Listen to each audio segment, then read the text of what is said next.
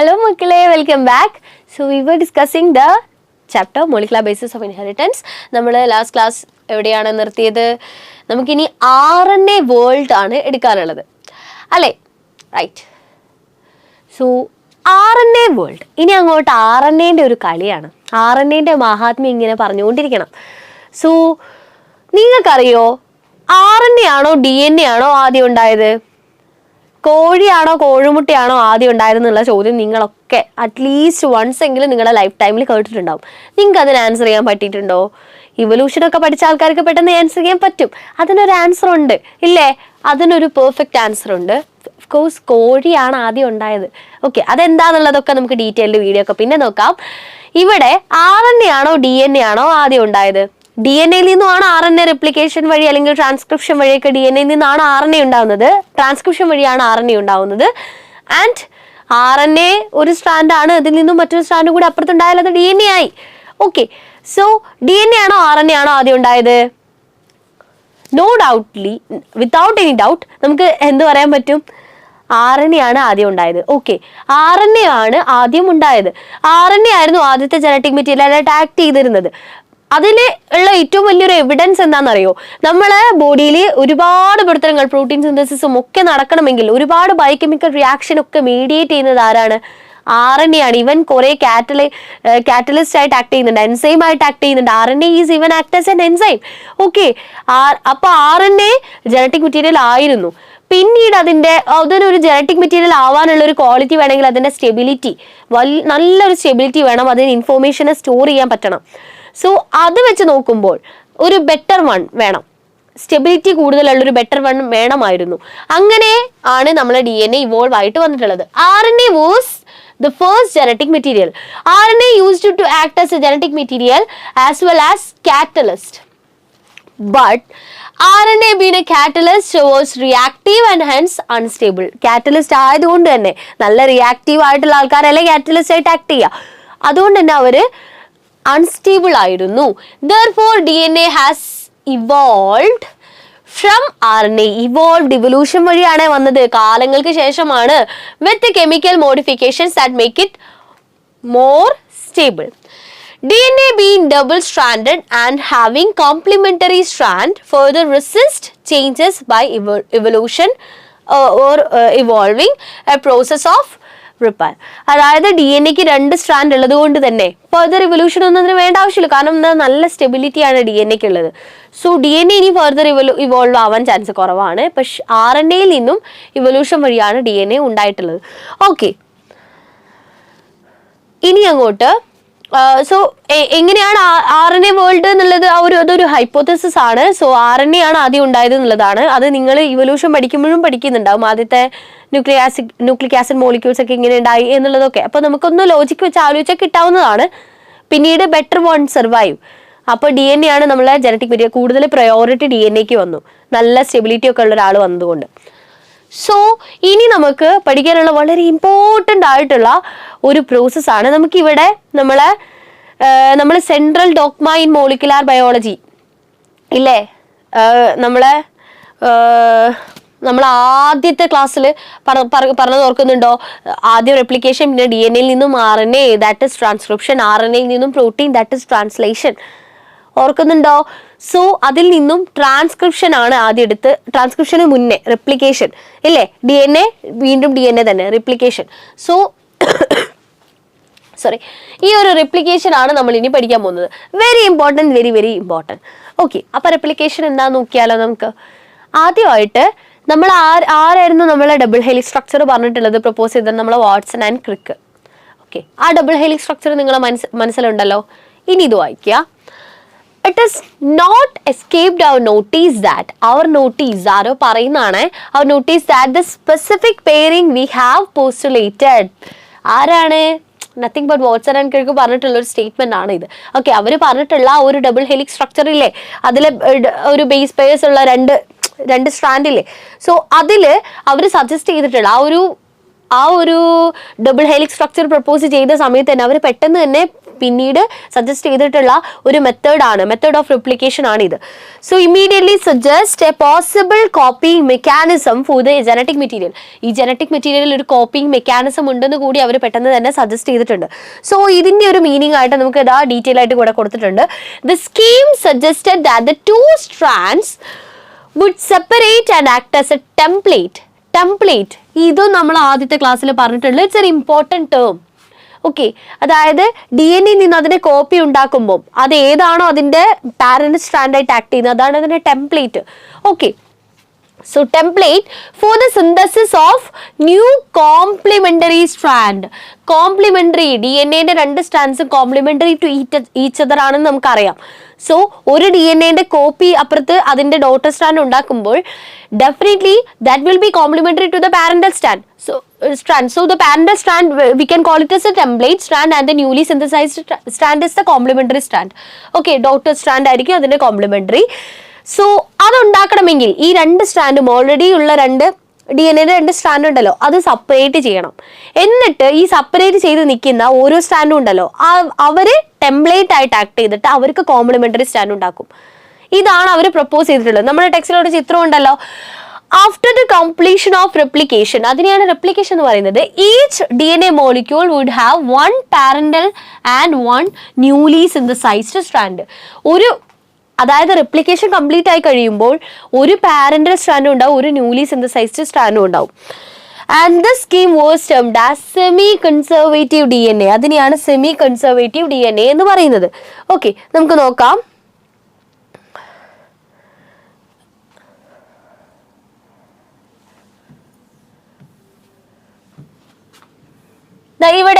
ഇവിടെ വരയ്ക്കുന്നത് നോക്കണേ. ഓക്കെ, ഇതാണ് നമ്മളെ DNA. ഇതാണ്. നിങ്ങൾക്ക് ഇത് കാണാൻ പറ്റുന്നില്ലേ മക്കളെ? ഓക്കെ, സോ ഇതാണ് DNA. ആ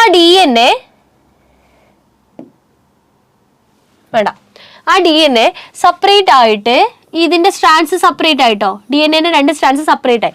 ഈ 2 സ്ട്രാൻഡും ഇതും ടെംപ്ലേറ്റ് ആയിട്ട് ആക്ട് ചെയ്യും, ഇതും ടെംപ്ലേറ്റ് ആയിട്ട് ആക്ട് ചെയ്യും. എന്നിട്ട് ഇവരെന്തുണ്ടാക്കും? ഇവരുടെ കോംപ്ലിമെന്ററി സ്ട്രാൻഡ് ഉണ്ടാക്കും. അങ്ങനെയല്ലേ ഇവർ റിപ്ലിക്കേഷൻ നടത്തുക. കോംപ്ലിമെന്ററി സ്ട്രാൻഡ് ഉണ്ടാക്കുകയാണ്. ഇയാൾക്ക് കോംപ്ലിമെന്ററി സ്ട്രാൻഡ് ഉണ്ടാക്കും, ഇയാൾക്ക് കോംപ്ലിമെന്ററി സ്ട്രാൻഡ് ഉണ്ടാക്കും. അങ്ങനെ ഇവര് പിന്നീട് 2 DNA അവർക്ക്, അതായത് റിപ്ലിക്കേഷൻ കഴിഞ്ഞ് കഴിഞ്ഞാൽ നമുക്ക് 2 DNA ഉണ്ടാവണമല്ലോ. DNA ഇരട്ടിക്കണ്ടേ? ഇത് ഏത് സ്റ്റേജിലാണ്? നമ്മളെ സെല്ലിന്റെ ഡിവിഷൻ സ്റ്റേജിലല്ലേ നടക്കുന്നത്? ഡിവിഷൻ സ്റ്റേജിൽ, സിന്തസിസ് സ്റ്റേജിലാണ് നടക്കുന്നത്. എന്നിട്ട് സെപ്പറേറ്റ് ചെയ്യണ്ടേ ഡിവിഷൻ സ്റ്റേജിൽ? 2 സെല്ലായിട്ട് മാറണ്ടേ? അപ്പൊ നമ്മളെ 2 സെല്ലിലും 46 ക്രോമോസോം ഉള്ള നമുക്ക് അതായത് ഈക്വൽ നമ്പർ ഓഫ് ക്രോമോസോംസ് തന്നെ 2 സെല്ലിലും വേണ്ടേ? 46 വേണം. അപ്പൊ നമ്മളെ സെല്ലിന്റെ DNA ഇരട്ടിക്കണം. ഓക്കെ, അത് ക്രോമോസോം ആണ്. ക്രോമോസോം ഒരു DNA ആണെന്നുള്ളത് നിങ്ങൾക്ക് അറിയാലോ അല്ലേ? സോ അത് ഇങ്ങനെ സെപ്പറേറ്റ് ആയിരിക്കണം. 2 DNA ഉണ്ടായി. അതില് ഒന്ന് നോക്കിക്കേ, 1 will be the parental strand and 1 will be the daughter strand. ആ 1 റെഡും 1 ഗ്രീനും അല്ലേ?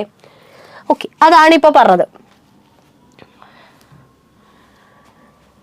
After the completion of replication, each DNA molecule would have 1 parental and 1 newly synthesized daughter strand. And this is semi-conservative DNA. പക്ഷേ അന്നത്തെ കാലത്ത് ഇത് അവർ propose ചെയ്തിട്ടുണ്ടായിരുന്നുവെങ്കിലും നമുക്ക് doubt ഉണ്ടായിരുന്നു. ഈ ഒരു ഡബിൾ സെമി കൺസർവേറ്റീവ് മോഡൽ എന്നൊന്നും പ്രപ്പോസ് ചെയ്തിട്ടില്ല വാട്സൺ ആൻഡ് ക്രിക്ക്. അതറിയാവോ? അവർ പറഞ്ഞിട്ടുള്ളത് ഈ DNA സെപ്പറേറ്റ് ചെയ്തിട്ട് അവർക്ക് കോംപ്ലിമെന്ററി സ്ട്രാൻഡ് ഉണ്ടാക്കാനുള്ള ഒരു സ്കീം ഉണ്ട് എന്നാണ് പറഞ്ഞത്, റെപ്ലിക്കേഷനുള്ള. പക്ഷേ അതൊരു സെമി കൺസർവേറ്റീവ് ആണ് എന്നുള്ളതൊന്നും നമുക്കറിയില്ല. അതിങ്ങനെയാണ് ചെയ്യുന്നത്, പുതിയ സ്ട്രാൻഡ് ഉണ്ടാവും, റിപ്ലിക്കേഷൻ കഴിഞ്ഞു കഴിഞ്ഞാൽ 1 പാരന്റലും 1 കോംപ്ലിമെന്ററി സ്ട്രാൻഡ് അല്ലെങ്കിൽ ഡോട്ടർ സ്ട്രാൻഡും ആയിരിക്കും എന്നൊന്നും നമുക്ക് അറിഞ്ഞൂടാ. അത് തെളിയിക്കുന്ന ഒരു എക്സ്പെരിമെന്റ് ആണ് ഇവര് നടത്തിയിട്ടുള്ളത്. ആരാണ്? മെസൽസൺ and stall experiment. Okay, മെസൽസൺ and stall. The experimental proof, ഈ സെമി കൺസർവേറ്റീവ് ആണ് നമ്മുടെ റെപ്ലിക്കേഷൻ എന്ന് പറയുന്നതിന് ഒരു എക്സ്പെരിമെന്റൽ പ്രൂഫ് ഉണ്ടായിരുന്നു. അതാണ് മെസൽസൺ ആൻഡ് സ്റ്റാൾ എക്സ്പെരിമെന്റ്. ഓക്കെ, നമുക്ക് നോക്കാം ഏതാണ് എക്സ്പെരിമെന്റ് എന്ന്. അവർ കുറച്ച് സ്റ്റെപ്പ് ബൈ സ്റ്റെപ്പ് ആയിട്ട് നമ്മൾ ഈ കോളി ബാക്ടീരിയയിലാണ് ചെയ്തിട്ടുള്ളത്. ഈ കോളി ഈ കോളി എല്ലാത്തിലും എന്തിനാ ഈ കോളി ഡ്രോസോഫില മെലനോഗാസ്റ്റർ, അതുപോലെ തന്നെ ഇനിയും കുറച്ച് കഴിയുമ്പോൾ നിങ്ങൾക്ക് അറാബിഡോപ്സിസ് താലിയാന ഒരു പ്ലാന്റ് ആണ്, ഇതൊക്കെ കേൾക്കും. ഇതൊക്കെ എന്തിനാ ഇടയ്ക്കിടയ്ക്ക് നമ്മൾ ഈ എല്ലാ എക്സ്പെരിമെന്റ്സിനൊക്കെ യൂസ് ചെയ്യുന്നത്? വേറെ ആരും കിട്ടിയില്ലേ? Because they are model organism. Okay, അവരുടെ സീക്വൻസ് ഒക്കെ നമ്മൾ ഓൾറെഡി സീക്വൻസ് ചെയ്തിട്ടുള്ളതാണ്, പിന്നെ ഈസിലി ഹാൻഡബിൾ ആണ്. നമുക്ക് അവർക്ക് എന്തെങ്കിലുമൊക്കെ കുറച്ച് ക്വാളിറ്റീസ് ഉണ്ടാവും, അതുകൊണ്ടാണ് അവരെ നമ്മൾ മോഡൽ ഓർഗാനിസംസ് ആണ് എടുക്കുക. ബാക്ടീരിയയിലുള്ള മോഡൽ ഓർഗാനിസം ആണ് നമ്മൾ E coli bacteria, Escherichia coli. Okay, ഇവരെന്താ ചെയ്തതെന്നറിയോ? They grew E coli in a medium containing ammonium chloride. Ammonium chloride ഉള്ള മീഡിയത്തിലേക്ക് അവരെ വളർത്തി. പക്ഷെ വെറും അമോണിയം ക്ലോറൈഡ് അല്ല, അമോണിയം ക്ലോറൈഡിലുള്ള നൈട്രജൻ എന്ന് പറയുന്നത് ആരാ? N15 ആണ്. N15 ആണ്. And note the point, it is not radioactive. അത് റേഡിയോ ആക്റ്റീവ് ഒന്നുമല്ല. നൈട്രജൻ 15 എന്ന് പറയുന്നത് റേഡിയോ ആക്റ്റീവ് ഒന്നുമല്ല, പക്ഷേ നൈട്രജന്റെ ഹെവി ഐസോട്ടോപ്പ് ആണ്. ഭയങ്കര ഹെവി ഡെൻസിറ്റി ഉള്ള ഐസോട്ടോപ്പ്. ഓക്കെ, ഹെവി ഐസോട്ടോപ്പ്, ഭാരം കൂടിയെന്നുള്ളത് ആലോചിച്ചോ. ഹെവി ഐസോട്ടോപ്പ് ആണ് N15. N15 ഉണ്ട്, N14 ഉണ്ട്.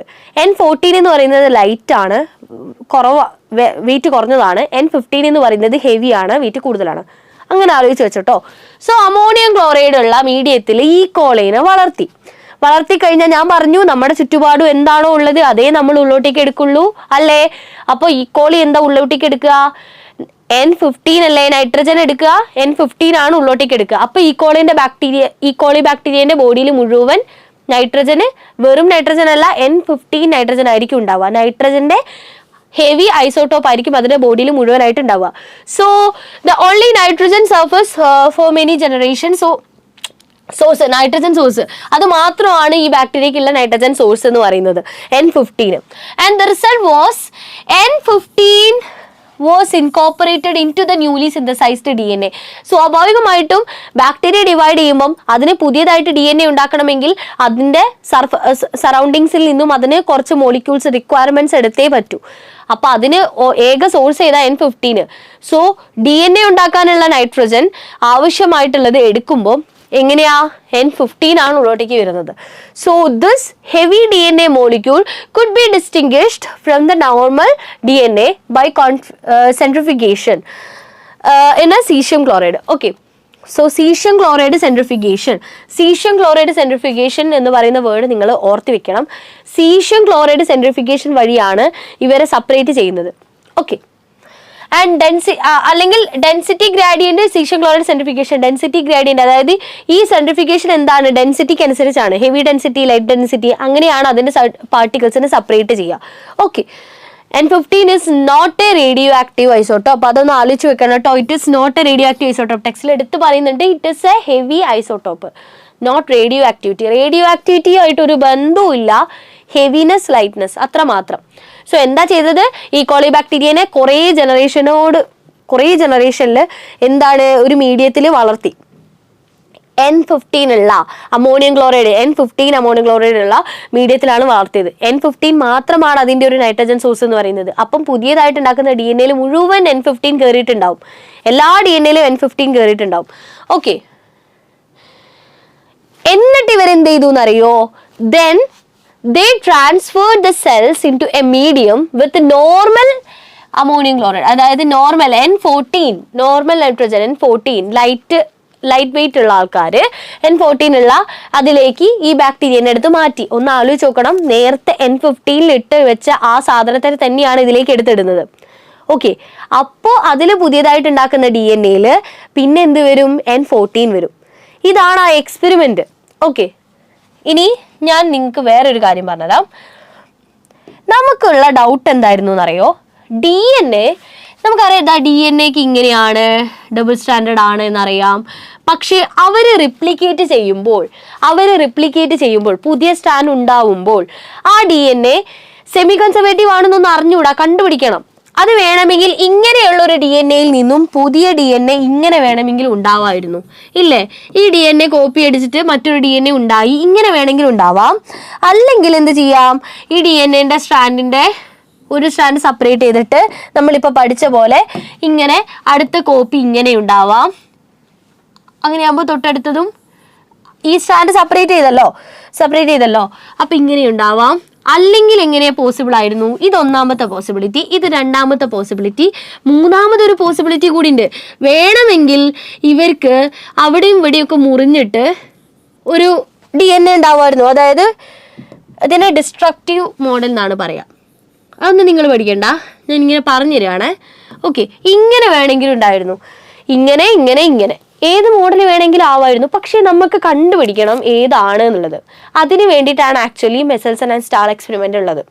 ഓക്കെ, അല്ലാതെ സെമി കൺസർവേറ്റീവ് ആണെന്ന് പ്രൂവ് ചെയ്യാനായിട്ട്, ഓക്കെ ഏതാണെന്ന് പ്രൂവ് ചെയ്യാനായിട്ട് ചെയ്യാം എന്നുള്ള ഒരു എക്സ്പെരിമെന്റ് അങ്ങനെ പോയി ചെയ്തതല്ല. ഇവർക്കത് കണ്ടുപിടിക്കണമായിരുന്നു ഏതാണ് കറക്റ്റ് എന്നുള്ളത്. അങ്ങനെ കണ്ടുപിടിച്ചിട്ടുള്ളതാണ് ഇതാണ് ശരി എന്നുള്ളത്. ഇത് സെമി കൺസർവേറ്റീവ്, ഇത് കൺസർവേറ്റീവ്, ഇത് ഡിസ്ട്രക്റ്റീവ്. പേര് നിങ്ങൾ മറന്നോ? സെമി കൺസർവേറ്റീവും ഓർത്തു വെക്കണം. ഓക്കെ, അപ്പോൾ ആദ്യം നമ്മൾ ബാക്ടീരിയനെ എവിടെ വളർത്തി? N15 ഉള്ള മീഡിയത്തിൽ വളർത്തി. കുറേ കാലം വളർത്തി കഴിഞ്ഞപ്പം ബാക്ടീരിയന്റെ സെല്ലിൽ മുഴുവൻ ആരുണ്ട്? N15 ഉണ്ട് അല്ലേ? ബാക്ടീരിയന്റെ സെല്ലിലുള്ള എല്ലാ DNA-യും മുഴുവൻ N15 ആണുള്ളത്. ഡിവൈഡ് ചെയ്ത് വന്ന DNA മുഴുവൻ N15. എന്നിട്ട് നമ്മൾ ആ DNA അങ്ങോട്ട് എക്സ്ട്രാക്ട് ചെയ്ത് നമ്മൾ സീഷ്യം ക്ലോറൈഡ് ഡെൻസിറ്റി ഗ്രേഡിയന്റ് സെൻട്രിഫിക്കേഷൻ നടത്തി കഴിഞ്ഞ് ആ ടെസ്റ്റ് ട്യൂബിൽ എന്തുണ്ടാവും? ആ ടെസ്റ്റ് ട്യൂബിൽ കൊള്ളാലോ, എന്തുവാ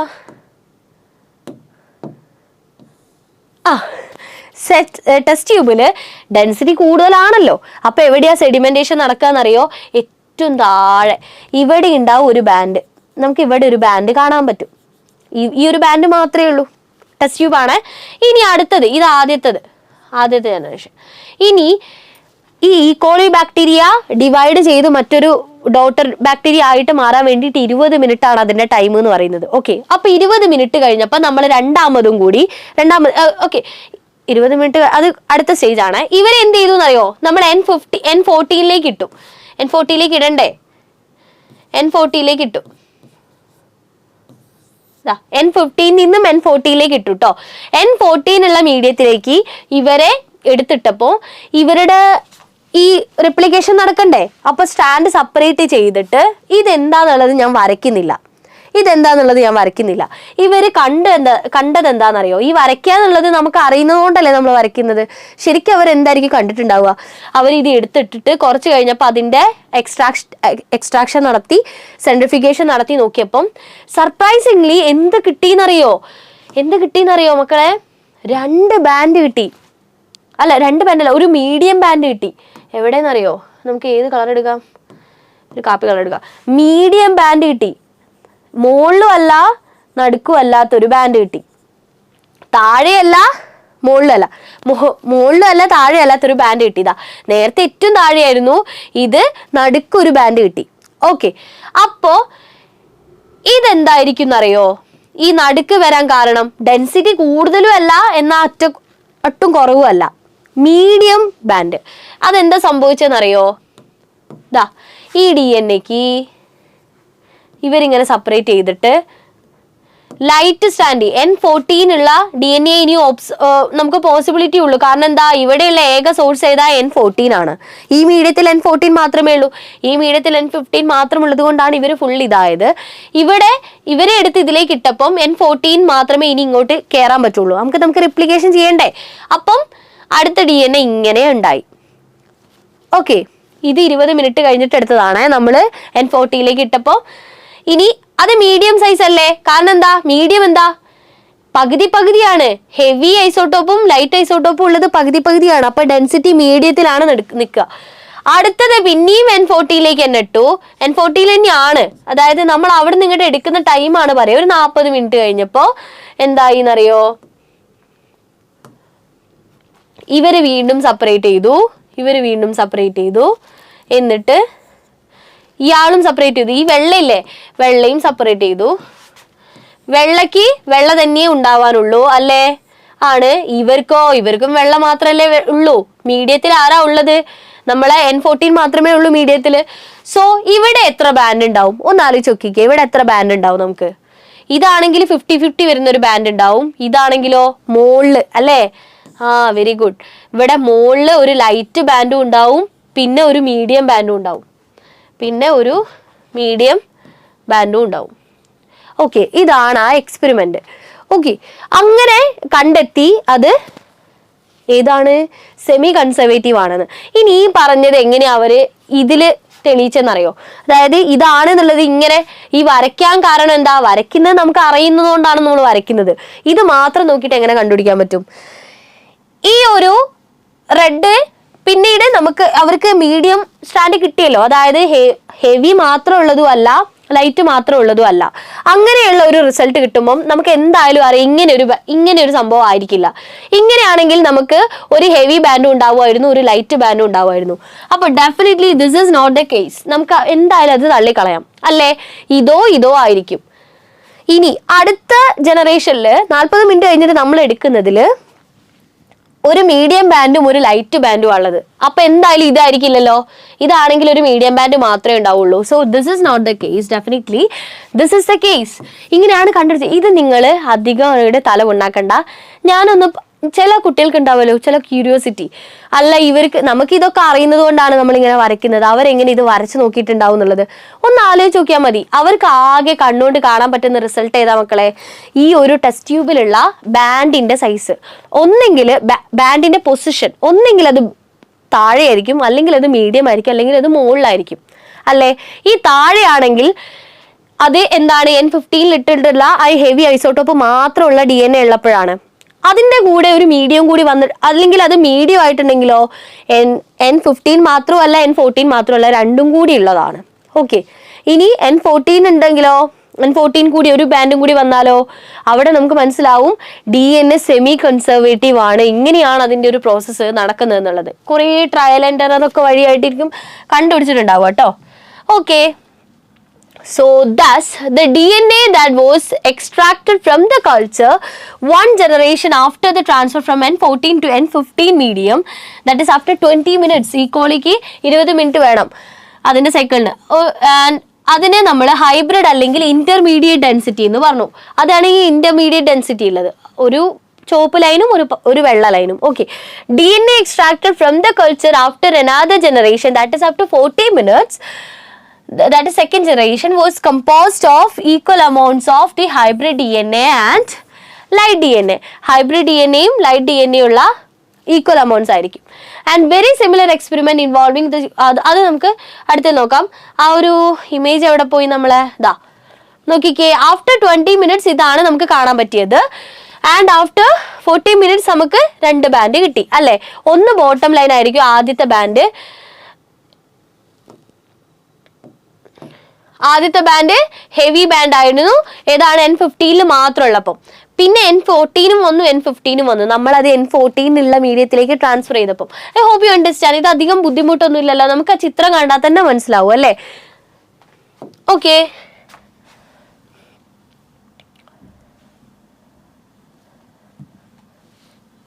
സോ അത് കഴിഞ്ഞിട്ട് ഇവർ പറയുന്നത് എന്താണെന്ന് വെച്ചാൽ, ഇവർ പറഞ്ഞു വെക്കുകയാണ്, നിങ്ങൾക്ക് അധികം ഇത് പഠിക്കാനൊന്നുമില്ല. So similar experiment involving radioactive thymidine to detect the distribution of newly synthesized DNA in chromosome was performed in Vicia faba, faba beans by Taylor. ഇതാണ് scientist and colleagues in 1958. Okay, the experiments proved that the DNA in chromosome also replicates semi-conservatively. DNAയും ക്രോമോസോമിലുള്ള DNA-യും ഇങ്ങനെ തന്നെയാണ് semi conservative replication തന്നെയാണ് നടത്തുന്നത് എന്നുള്ളത് കണ്ടുപിടിച്ചു. So ആ ഒരു experiment നിങ്ങൾക്ക് ജസ്റ്റ് പറഞ്ഞാലോ, റേഡിയോ ആക്റ്റീവ് തൈമിഡിൻ എന്തായിരുന്നു ഓർമ്മിക്കുന്നുണ്ടോ? അതായത് സൈറ്റിഡിൻ, അഡിനോസിൻ, ഗുവാനോസിൻ, സൈറ്റിഡിൻ, തൈമിഡിൻ, യൂറിഡിൻ, അങ്ങനെയല്ലേ നമ്മൾ പഠിക്കുക അല്ലേ? അല്ലേടാ, ഓർക്കുന്നില്ലേ? അന്നേരം അല്ലെങ്കിൽ നമ്മൾ ആ കഴിഞ്ഞ വീഡിയോ എടുത്ത് നോക്കണം കേട്ടോ. സോ അടുത്തായിട്ട് നമുക്ക് പഠിക്കാനുള്ളത് machinery and the enzyme. Replication എങ്ങനെ നടക്കുന്നു, അത്രയേ ഉള്ളൂ. അതും കൂടി കഴിഞ്ഞാൽ ആ ഒരു റെപ്ലിക്കേഷൻ കഴിഞ്ഞു. റെപ്ലിക്കേഷൻ വളരെ സിമ്പിൾ ആണ്, നിങ്ങൾ വിചാരിക്കുന്ന അത്ര കോംപ്ലിക്കേഷൻ ഒന്നുമില്ല. ഈവൻ ട്രാൻസ്ക്രിപ്ഷനേക്കാളും എളുപ്പം റെപ്ലിക്കേഷൻ ആണ്. ഓക്കെ, റിപ്ലിക്കേഷന് നമുക്ക് ആദ്യമായിട്ട് കുറച്ച് റിക്വയർമെന്റ്സ് ഉണ്ട്, എൻസൈംസ് ഉണ്ട്, അത് ഏതൊക്കെയാണെന്ന് പഠിക്കണം. പിന്നെ കുറച്ച് റീജൻസ് ഉണ്ട് സ്പെസിഫിക് ആയിട്ടുള്ള, അങ്ങനെ കുറച്ച് ടേംസ്. അതാണ് ഏറ്റവും ഇമ്പോർട്ടൻ്റ് ആയിട്ട് പഠിക്കാനുള്ളത്. ഓക്കെ, സോ അതിൻ്റെ മെഷീനറി ആദ്യം നമുക്ക് എൻസൈംസ് പഠിക്കാം. റെപ്ലിക്കേഷൻ ആവശ്യമായിട്ട് നമുക്ക് DNA ഡിപ്പെൻഡൻറ്റ് RNA പോളിമറൈസ് എന്ന് പറയുന്ന ഒരു എൻസൈം വേണം. അല്ല, DNA ഡിപ്പെൻഡൻറ്റ് DNA പോളിമറൈസ് എന്ന് പറയുന്ന എൻസൈം വേണം. ഞാനിപ്പോൾ തെറ്റിച്ചാണ്ടോ? ഇതുപോലെ നിങ്ങൾ തെറ്റിക്കാൻ പാടില്ല. Okay, DNA dependent DNA polymerase ആർക്കും പെട്ടെന്നൊക്കെ നാക്കുളുക്കും, പക്ഷേ നിങ്ങൾക്ക് അങ്ങനെ പരീക്ഷയ്ക്ക് കൊടുക്കാൻ പാടില്ല. ഓക്കെ, എന്താണ് DNA ഡിപ്പെൻഡൻറ്റ് RNA പോളിമറൈസ് പറഞ്ഞ ആൾ മാറി, അത് വേറെ ആളാണ്. ഇത് നമുക്ക് ഒന്ന് ആലോചിച്ച് നോക്കാം. DNA-യിൽ നിന്നും DNA ഉണ്ടാക്കുന്ന ഒരു പരിപാടിയാണ് റെപ്ലിക്കേഷൻ, അല്ലെ? DNA-യിൽ നിന്നും DNA ഉണ്ടാക്കുന്നു. So DNA dependent DNA polymerase. Okay, DNA dependent DNA polymerase. It uses DNA template to catalyze the polymerization of deoxynucleotides. ഡിയോക്സിന്യൂക്ലിയോടൈഡ്സിന്റെ പോളിമറൈസേഷന് വേണ്ടിയിട്ട്, അതായത് ന്യൂക്ലിക് ആസിഡ്സ് ഉണ്ടാക്കാൻ വേണ്ടിയിട്ട്, നത്തിങ് ബട്ട് DNA തന്നെ ഉണ്ടാക്കാൻ വേണ്ടിയിട്ട് DNA-നെ ടെംപ്ലേറ്റ് ആയിട്ട് യൂസ് ചെയ്യുന്നു. These enzymes are highly efficient enzymes. വളരെ എഫിഷ്യൻ്റ് ആയിട്ടുള്ള എൻസൈമാണ് ഈ DNA dependent DNA polymerases. Okay, അതായത് അവർക്ക് ഇത്തിരി സമയം കൊണ്ട് ഒരുപാട് ന്യൂക്ലിയോടൈഡ്സിനെ ആഡ് ഓൺ ചെയ്തിട്ട് പോകാൻ പറ്റും. അതിനെയാണ് അതിൻ്റെ എഫിഷ്യൻസി, എൻസൈമിൻ്റെ എഫിഷ്യൻസി എന്ന് പറയുന്നത്. Large number of nucleotides in A very short time. അടുത്ത എൻസൈം എന്ന് പറയുന്നത് DNA ലിഗേസ് ആണ്. ലിഗേഷൻ എന്ന് പറയുന്നത് എന്താ? ഒട്ടിക്കുക. DNA തമ്മിൽ ഒട്ടിക്കുന്ന ആൾക്കാർ, DNA ലിഗേസ്, അതൊരു എൻസൈമാണ്. അത് എപ്പോഴാണ് യൂസ് ചെയ്യുന്നതെന്ന് ഞാൻ പറഞ്ഞുതരാം. വേറൊരു എൻസൈമും കൂടി ഉണ്ട്, ഹെലിക്കേസ്. ഈ DNA സ്ട്രാൻഡില്ലേ, അതിനെ സെപ്പറേറ്റ് ചെയ്യുന്നത്, അതൊന്നും നിങ്ങൾക്ക് പഠിക്കാനില്ല. ഓക്കെ, അടുത്തത് ഈ DNA പോളിമറേസിന് അതിൻ്റെ എഫിഷ്യൻസി അത് മാത്രമൊന്നുമല്ല. Any mistake during replication would be result to mutation. ഏതെങ്കിലും ഒരു ഈ റിപ്ലിക്കേഷൻ നടക്കുമ്പോൾ എന്ത് മിസ്റ്റേക്ക് വന്നാലും മ്യൂട്ടേഷൻ സംഭവിക്കും. പക്ഷേ ഈ DNA ഡിപ്പെൻഡൻറ്റ് DNA പോളിമറൈസ് എന്ന് പറയുന്നത് വളരെ എഫിഷ്യൻ്റ് ആയതുകൊണ്ട് തന്നെ മിസ്റ്റേക്സിനെയൊക്കെ ഒഴിവാക്കാനുള്ള എബിലിറ്റിയും കൂടിയുണ്ട്. മിസ്റ്റേക്കൊക്കെ ഒരു മിസ്റ്റേക്കും വരുത്താതെയാണ് ഇയാൾ പണി ചെയ്യുക. ഒന്ന് ആലോചിച്ച് നോക്കിയേ, നമ്മുടെ ബോഡിയിൽ എത്ര സെൽ ഡിവിഷൻ ഇപ്പം തന്നെ എൻ്റെ ബോഡിയിൽ എത്ര നടന്നുകൊണ്ടിരിക്കുന്നുണ്ടാവും. സെൽ ഡിവൈഡ് ചെയ്യുമ്പോഴൊക്കെ റിപ്ലിക്കേഷൻ നടക്കുന്നുണ്ടല്ലോ, അത് നിങ്ങൾക്ക് അറിയാലോ. സിന്തസിസ് ഫേസിലാണ് DNA റിപ്ലിക്കേഷൻ നടക്കുന്നത്. DNA ഡബിൾ ആയാലേ എൻ്റെ സെല്ല് രണ്ടായിട്ട് മുറിയുമ്പം എൻ്റെ സെല്ലിൽ ഈക്വൽ ആയിട്ട് DNA ഡിസ്ട്രിബ്യൂട്ട് ആവുള്ളൂ. അപ്പം ഒരു സെല്ലിൽ മ്യൂട്ടേഷൻ നടന്നിട്ട് വേറെ ഏതെങ്കിലും കോളത്തിലും ഒരു സെല്ലിൽ നോർമലും ആയി കഴിഞ്ഞാൽ എനിക്ക് ക്യാൻസർ വരാനുള്ള ചാൻസ് ഉണ്ട്, അല്ലെങ്കിൽ വേറെ എന്തെങ്കിലും വരാം. ആ സെല്ലുകൾ നശിച്ചു പോവില്ലേ? അപ്പോൾ അവിടെ ക്യാൻസർ വരില്ലേ എനിക്ക്, അല്ലേ? അവിടെ ഒരു അബ്നോർമാലിറ്റി അല്ലേ? സോ അങ്ങനെ ഉള്ള പോസിബിലിറ്റീസ് ഒക്കെ കുറയ്ക്കുന്ന ആളാണ് DNA ഡിപ്പെൻഡൻറ്റ് DNA പോളിമറേസ്. അത് ഭയങ്കര എഫിഷ്യൻ്റ് എൻസൈമാണ്, മ്യൂട്ടേഷനൊക്കെ അധികം തടയുന്ന ആളാണ്. ഓക്കെ, അടുത്തതായിട്ട് എനർജി വേണം. നമുക്ക് replication is a process that requires energy, right? So energy വേണം. എവിടെ നിന്നാണ് ആ എനർജി കിട്ടുക? Nothing but the deoxyribonucleoside triphosphates. അതായത് ഇവർ സബ്സ്ട്രേറ്റ് ആണ്. നമ്മൾ ന്യൂക്ലിയോടൈഡ് ഉണ്ടാക്കണമെങ്കിൽ, പോളിന്യൂക്ലിയോടൈഡ് ഉണ്ടാക്കണമെങ്കിൽ നമുക്ക് സബ്സ്ട്രേറ്റ്സ് വേണം. ഏതാ സബ്സ്ട്രേറ്റ്? ഡിയോക്സിറൈബോന്യൂക്ലിയോസൈഡ് ട്രൈഫോസ്ഫേറ്റ്, അതാണ് സബ്സ്ട്രേറ്റ്. നിങ്ങൾ ടെൻഷൻ ആവണ്ട, നമുക്ക് പഠിക്കാം. Blank slide. ഓക്കെ, ഇതവിടെ നോക്കിയേ, ഏതായിരുന്നു നമ്മളെ ന്യൂക്ലിയോടൈഡ് എന്ന് പറയുന്നത്? ഒരു റൈബോസ് ഷുഗർ, ഒരു ബേസ്, ഒരു ഫോസ്ഫേറ്റ്. ഇതാണ് നമ്മളെ ന്യൂക്ലിയോടൈഡ്. ഏതാ ന്യൂക്ലിയോസൈഡ് എന്ന് പറയുന്നത്? അല്ല, ഫോസ്ഫേറ്റ് ഇല്ലാത്തതാണ് ന്യൂക്ലിയോസൈഡ്, അല്ലേ? ഇതാണ് നമ്മളെ ന്യൂക്ലിയോസൈഡ്, ന്യൂക്ലിയോടൈഡ്. ഇവിടെ നമ്മളിപ്പോൾ പറഞ്ഞെന്താ? ഡിയോക്സിറൈബോ എന്ന് പറയുന്നത് DNA ആയതുകൊണ്ടാണ്. അല്ലെങ്കിൽ റൈബോ എന്ന് മാത്രം പറഞ്ഞാൽ മതി RNA-ന്റെ കേസ് ആണെങ്കിൽ. ഇവിടെ DNA ആണല്ലോ. Deoxyribonucleoside. It's very important. Nucleoside ഡിഗ്രിക്കാർക്ക് പോലും തെറ്റിപ്പോകുന്ന സാധനമാണ്. ന്യൂക്ലിയോസൈഡ് ടൈഡ് എന്ന് എഴുതാൻ പാടില്ല. Nucleoside triphosphate. ഇവിടെ ഈ ട്രൈഫോസ്ഫേറ്റ് എഴുതുന്നത് കൊണ്ടാണ് നമ്മളിവിടെ ന്യൂക്ലിയോസൈഡ് എന്ന് പറയുന്നത്. ഇവിടെ ഒരു ഫോസ്ഫേറ്റ് അല്ലേ ഉള്ളൂ, അതുകൊണ്ടാണ് നമ്മൾ ന്യൂക്ലിയോടൈഡ് എന്ന് പറഞ്ഞത്. ന്യൂക്ലിയോസൈഡ് മോണോഫോസ്ഫേറ്റ് എന്ന് പറയേണ്ട ആവശ്യമല്ല. Nucleotide, simply nucleotide. ഇവിടെ നമ്മൾ 3 ഫോസ്ഫേറ്റ് വരയ്ക്കുന്നുണ്ട്, 3 ഫോസ്ഫേറ്റ്. അതുകൊണ്ടാണ് ന്യൂക്ലിയോസൈഡ് ട്രൈഫോസ്ഫേറ്റ്. ഈ 3 ഫോസ്ഫേറ്റ് എന്ന് എടുത്തു പറയണം. സിംപ്ലി ന്യൂക്ലിയോടൈഡ് എന്ന് പറയുമ്പോൾ അവിടെ ഒരു ഫോസ്ഫേറ്റേ ഉള്ളൂ. Nucleoside triphosphate. ഓക്കെ, ട്രൈ എന്ന് പറഞ്ഞാൽ 3. ഇതാണ് നമ്മുടെ സബ്സ്ട്രേറ്റ്. ഇവരാണ് വന്ന് ആഡ് ഓൺ ചെയ്തിട്ട് ഇങ്ങനെ DNA ഇങ്ങനെ ഉണ്ടായിക്കൊണ്ടിരിക്കുന്നത്, പോളിന്യൂക്ലിയോടൈഡ് ഉണ്ടാവുന്നത്. അതൊന്നുകൂടി ഞാൻ കാണിച്ചു തരാം. നമ്മള് ഫോസ്ഫേറ്റ്, ബേസ്, ഇവിടുന്ന് പിന്നെ ഇങ്ങനെയല്ലേ മക്കളെ നമ്മൾ വരയ്ക്കുക, DNA വരയ്ക്കുക ആണ്. ഇനി ഇതിന്റെ ഡയറക്ഷൻ പറഞ്ഞേ, ഇത് ഏത് ഡയറക്ഷനാ? 3' ഡയറക്ഷൻ ആണ്, ഇത് 5'. So 3' to 5' direction. And you know replication is in the direction of 5' to 3'. Replication എപ്പോഴും 5' to 3'ലാണ് നടക്കുക. 5' to 3'. അത് നിങ്ങൾ മറക്കാനേ പാടില്ല. 5' to 3' ഡയറക്ഷനിൽ. അതായത് ന്യൂലി സിന്തസൈസിങ് സ്ട്രാൻഡിന്റെ ഡയറക്ഷൻ ആണ് ഈ പറഞ്ഞത്, 5' to 3'. ഓക്കെ, ഇത് 3' to 5'ലാണ് ഇത് നിൽക്കുന്നത്. അങ്ങനെയാണെങ്കിൽ ഇത് ടെംപ്ലേറ്റ് ആയിട്ട് ആക്ട് ചെയ്യാണെന്ന് വിചാരിക്കാം. അപ്പൊ അതിന്റെ കോംപ്ലിമെന്ററി സ്റ്റാൻഡ് ഉണ്ടാക്കണ്ടേ, അല്ലെങ്കിൽ അതിന്റെ ഡോട്ടർ സ്റ്റാൻഡ് ഉണ്ടാക്കണ്ടേ? അതെങ്ങനെയാ ഉണ്ടാക്കാന്നറിയോ?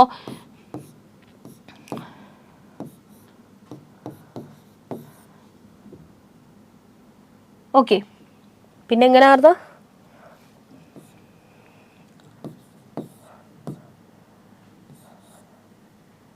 ഇവിടെ നിന്നാണ്. ഓക്കെ, ഇത് ഞാൻ തല കുത്തനെ വരയ്ക്കാൻ കുറച്ച് പണിയാണ്, എന്നാലും ഇത് ബേസ് ആണ്, ഇത് ബേസ് ആണ്, ബേസ് ആണ്, ബേസ് ആണ്, ബേസ് ആണ്. ഓക്കെ, ഇങ്ങനെയാണ് പോയിക്കൊണ്ടിരിക്കുന്നത്. ഇതിപ്പോൾ ഡൗട്ട് ആവുമല്ലോ.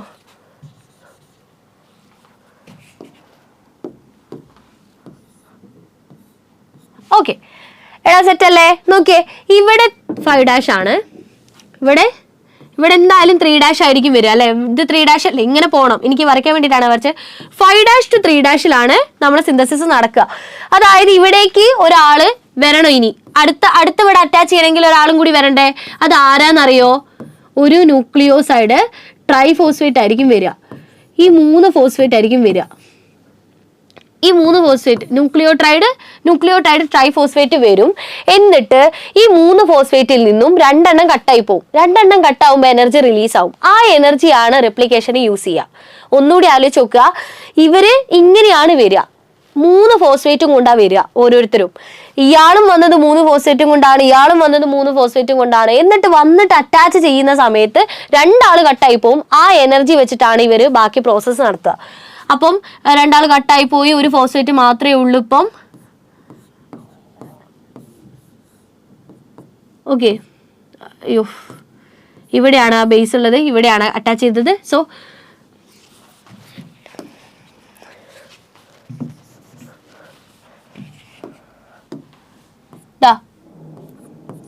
ബേസ് ഇങ്ങനെയാണ് 5' to 3' നടക്കുക.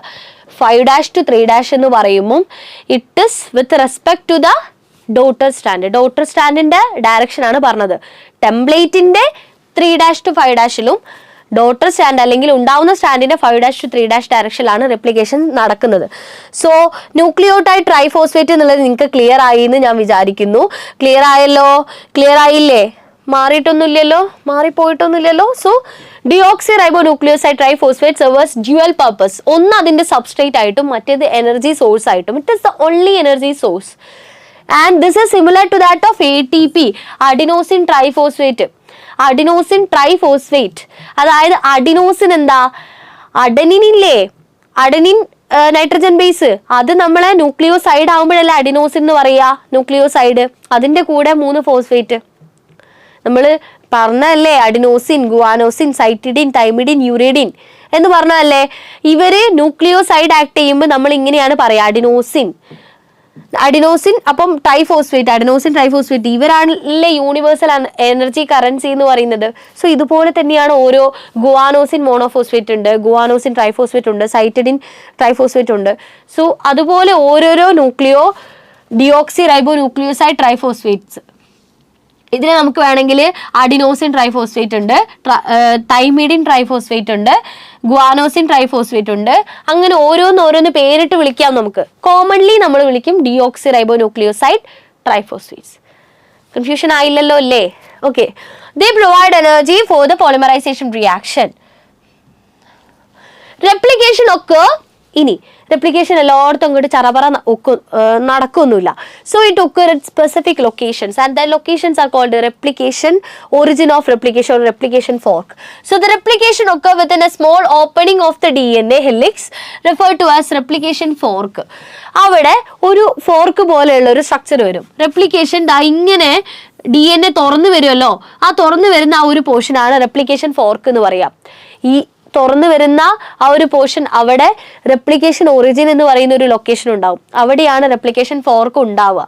Okay, replication fork the DNA dependent DNA polymerase catalyze polymerization only in one direction, 5' to 3' direction, that we have already discussed, and the template with polarity 3' to 5', template ന് 3' to 5' ആണ്.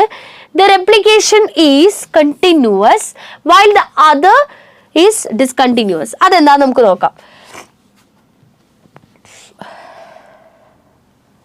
Okay, ഇതാണ് നമ്മുടെ DNA. DNA ഒരു പ്രത്യേക ലൊക്കേഷനിൽ ഇങ്ങനെ തുറന്നു വരും. ഓക്കെ, DNA ഇങ്ങനെ തുറന്നു വരും. ഈ ഒരു പ്രത്യേക ലൊക്കേഷനാണ് നമ്മൾ ഒറിജിൻ ഓഫ് റിപ്ലിക്കേഷൻ എന്ന് പറയാം. ഒറിജിൻ ഓഫ് റിപ്ലിക്കേഷൻ ഒറിജിനേറ്റ് ചെയ്യുന്ന ഒരു സ്ഥലം, അവിടെ നിന്നാണ് അത് തുറന്നു വരിക. ഓക്കെ, അപ്പം ഈ ഒരു ഫോർക്ക് പോലെയുള്ള ഒരു സ്ട്രക്ചർ ഇല്ലേ നമ്മളെ ടെക്സ്റ്റിൽ നമ്മൾ ഇത് ഇങ്ങനെ കൊടുത്തിരിക്കുന്നേ.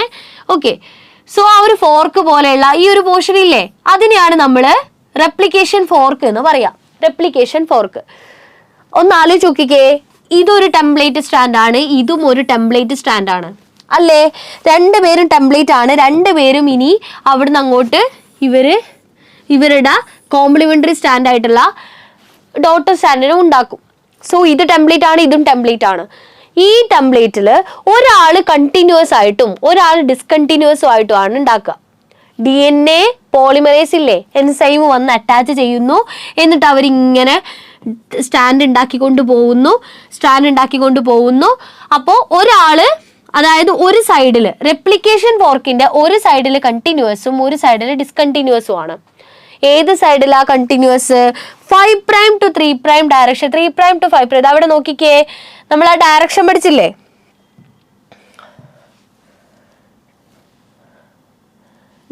ഓക്കെ, ടെംപ്ലേറ്റിന്റെ 3' to 5' direction the replication is continuous. അതായത് ഡോട്ടർ സ്റ്റാൻഡിന്റെ 5' to 3'ലും ടെംപ്ലേറ്റിന്റെ 3' to 5' ആ ലൊക്കേഷനിൽ കണ്ടിന്യൂസ് ആയിരിക്കും റെപ്ലിക്കേഷൻ നടക്കുന്നത്. And the template with 5' to 3' direction is discontinuous ആയിട്ടാണ് റെപ്ലിക്കേഷൻ നടക്കുക. The discontinuous synthesized fragments later joined by the enzyme DNA ligase. അത് ഒട്ടിക്കുന്ന എൻസൈമാണ്. ഓക്കെ, ഇതാ നോക്കിക്കേ, ഇതാണ് നമ്മളെ റെപ്ലിക്കേഷൻ ഫോർക്ക്. അതില് 3' to 5', ഇത് നമ്മളെ ടെംപ്ലേറ്റ്, 3' to 5', ഇതും നമ്മളെ template. And we already studied that replication, the direction of replication is only 5' to 3' direction. 5' to 3'ൽ DNA ഉണ്ടാക്കണമെങ്കിൽ നമ്മളെ ടെംപ്ലേറ്റിന്റെ ഡയറക്ഷൻ ഏതായിരിക്കും? 3' to 5' അല്ലേ? ദാ 3' to 5' ആയാലല്ലേ 5' to 3' നമുക്ക് DNA ഉണ്ടാക്കാൻ പറ്റുള്ളൂ. അപ്പൊ ഇത് ഇങ്ങനെ കണ്ടിന്യൂസ് ആയിട്ട് ഉണ്ടാക്കിക്കൊണ്ടിരിക്കും. ആൻഡ് നേരെ ഓപ്പോസിറ്റ് നമുക്ക് ഇവിടുന്ന് ഇങ്ങോട്ട് ഉണ്ടാക്കാൻ പാടുണ്ടോ? ഇല്ല. കാരണം എന്താ, ഇവിടെ ഈ സൈഡിൽ വരിക 3'ഉം ഈ സൈഡിൽ 5'ഉം ആണ്. The only direction is 5' to 3'. അപ്പം അവിടുന്ന് ഇങ്ങോട്ട് ഡിസ്കണ്ടിന്യൂസ് ആയിട്ടാണ് ഉണ്ടാക്കുക. ഡിസ്കണ്ടിന്യൂസ് ആയിട്ട് ചെറിയ ചെറിയ ഫ്രാഗ്മെന്റ്സ് ആയിട്ട് ഉണ്ടാക്കും. എന്നിട്ട് പിന്നീട് എന്ത് ചെയ്യുന്നറിയോ, ഈ ഗ്യാപ്പ് ഒക്കെ DNA ലിഗേസ് വെച്ചിട്ട് അങ്ങോട്ട് ഒട്ടിക്കും. ഇത്ര പണിയേ ഉള്ളൂ. നിങ്ങൾ ഒരു കാര്യം മനസ്സിൽ ഉറപ്പിക്കുക, 5' to 3' ഡയറക്ഷനിൽ മാത്രമേ നടക്കുള്ളൂ. അത് ഭയങ്കര സ്മൂത്ത് ആയിരിക്കും. 5' to 3' കണ്ടിന്യൂസ് ഒരു സ്ട്രാൻഡ് ഉണ്ടാക്കും. ഇവിടുന്ന് നമുക്ക് ഈ ഒരു 3' to 5', അപ്പൊ നിങ്ങൾ ആലോചിക്കുകയാണ് ഇവിടുന്ന് ഇങ്ങോട്ടും ഉണ്ടാക്കിക്കൂടെയെന്ന്. പറ്റൂല. കാരണം എന്താ, ഒരു DNA പോളിമറേസ് ആയിരിക്കും. ഇയാൾ ഇവിടുന്ന് ഇങ്ങോട്ട് ഉണ്ടാക്കുമ്പോൾ ഇയാളുടെ ഒരു കൈ വെച്ചിട്ട് അവിടുന്ന് ഇങ്ങോട്ട് ഇങ്ങനെ ഉണ്ടാക്കി വരിക ചെയ്യുക.